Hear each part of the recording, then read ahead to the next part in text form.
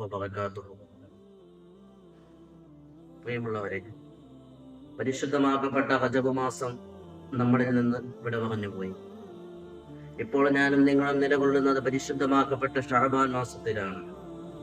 ആ പരിശുദ്ധമാക്കപ്പെട്ട ഷഅബാൻ മാസം നമ്മളിൽ നിന്ന് വിട പറഞ്ഞു പോകാൻ ഇനി തുച്ഛമായ ദിവസങ്ങൾ മാത്രമേ ബാക്കിയുള്ളൂ. പ്രിയമുള്ളവരെ, ഇനി അടുത്തതായി കടന്നു വരുന്നത് ഓരോ മുഅ്മിനും അവന്റെ മനസ്സുകൊണ്ട് ആഗ്രഹിച്ചിരിക്കുന്ന മാസമാണ്.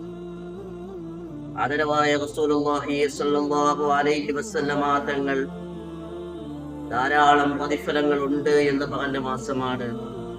അല്ലാഹു സുബ്ഹാനഹു വ തആല പല ഓഫറുകളും നൽകിയ മാസമാണ്. പ്രിയമുള്ളവരെ, ഞാൻ പറഞ്ഞു വരുന്നത് പരിശുദ്ധമാക്കപ്പെട്ട റമദാൻ മാസത്തെ കുറിച്ചാണ്. നമുക്കേവർക്കും അറിയാം, ആദരവായ റസൂലുള്ളാഹി സ്വല്ലല്ലാഹു അലൈഹി വസല്ലമ തങ്ങൾ എല്ലാ മാസത്തെക്കാളും കൂടുതൽ ഇബാദത്ത് ചെയ്തിരുന്ന മാസം. സ്വഹാബാക്കൾ ആ മാസം എത്തിക്കഴിഞ്ഞു കഴിഞ്ഞാൽ നബി തങ്ങളോടൊപ്പം ഇബാദത്തുകളിൽ കൂടുതലായി ശ്രദ്ധിച്ചിരുന്ന ഒരു മാസം. പ്രിയമുള്ളവരെ, ഈ കടന്നു വരുന്ന പരിശുദ്ധമാക്കപ്പെട്ട റമദാൻ മാസത്തിന് ധാരാളം പവിത്രതകൾ നബി സല്ലല്ലാഹു അലൈഹി വസല്ലമ തങ്ങൾ ഞങ്ങൾക്ക് പറഞ്ഞു തരികയുണ്ടായി. റസൂൽ സല്ലല്ലാഹു അലൈഹി വസല്ലമ തങ്ങൾ പറഞ്ഞതായി ജാബിർ റളിയല്ലാഹു അൻഹു നിവേദനം ചെയ്യുന്ന 5 കാര്യങ്ങൾ പറഞ്ഞുകൊണ്ട് ഇൻഷാ അല്ലാഹ് നമുക്ക് അവസാനിപ്പിക്കാം. ആദരവായ റസൂലുള്ളാഹി സ്വല്ലല്ലാഹു അലൈഹി വസല്ലമ തങ്ങൾ പറഞ്ഞതായി ജാബിർ റളിയല്ലാഹു അൻഹു നിവേദനം ചെയ്യുന്ന 5 കാര്യങ്ങളുണ്ട്. അതിലെ ഒന്നാമത്തെ കാര്യം, റമദാൻ മാസമായി കഴിഞ്ഞാൽ റമദാൻ മാസത്തിന്റെ ആദ്യത്തെ ദിവസം അന്നത്തെ രാത്രിയിൽ അല്ലാഹു സുബ്ഹാനഹു വ തആല എല്ലാ അടിമകളിലേക്കും അല്ലാഹു സുബ്ഹാനഹു വ തആല ഒരു നോട്ടം നോക്കും. ആ നോട്ടം ഏത് മുഅ്മിനായ ഒരു മനുഷ്യന് ലഭിക്കുന്നുവോ ആ ഒരു മനുഷ്യൻ അവന്റെ ജീവിതത്തിൽ രക്ഷപ്പെട്ടു. അവന്റെ ജീവിതത്തിൽ അവൻ രക്ഷപ്പെട്ടു എന്ന് മാത്രമല്ല, നാളെ മരണാനന്തര ജീവിതവും അത് കഴിഞ്ഞ് പാരത്രിക ലോകവും മുഴുവൻ അവൻ രക്ഷപ്പെട്ടിരിക്കുന്നു. കാരണം അവന് പിന്നെ ശിക്ഷയില്ല. അല്ലാഹുവിന്റെ ആ തിരുനോട്ടം ലഭിച്ച ഒരു മനുഷ്യന് പിന്നെ അവന് ശിക്ഷയുണ്ടാവുകയില്ല എന്ന് നബി സല്ലല്ലാഹു അലൈഹി വസല്ലമ തങ്ങൾ പറഞ്ഞതായി ജാബിർ റളിയല്ലാഹു അൻഹു ഹദീസ് ഉദ്ധരിക്കുകയാണ്.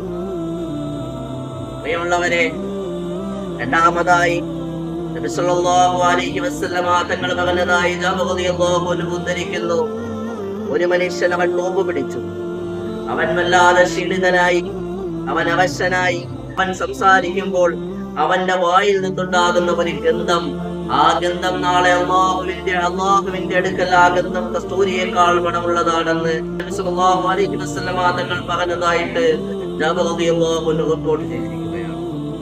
നബി സല്ലല്ലാഹു അലൈഹി വസല്ലമ തങ്ങൾ പറഞ്ഞതായി ജാബിർ റളിയല്ലാഹു അൻഹു ഉദ്ധരിക്കുന്ന മൂന്നാമത്തെ കാര്യം, ഒരു മനുഷ്യൻ നോമ്പുകാരനായിരിക്കുന്ന ഒരു മനുഷ്യന് വേണ്ടി രാവും പകലും മലക്കുകൾ അള്ളാഹുവിന്റെ അടുക്കൽ പാപമോചനത്തെ ചോദിച്ചുകൊണ്ടിരിക്കുന്നു.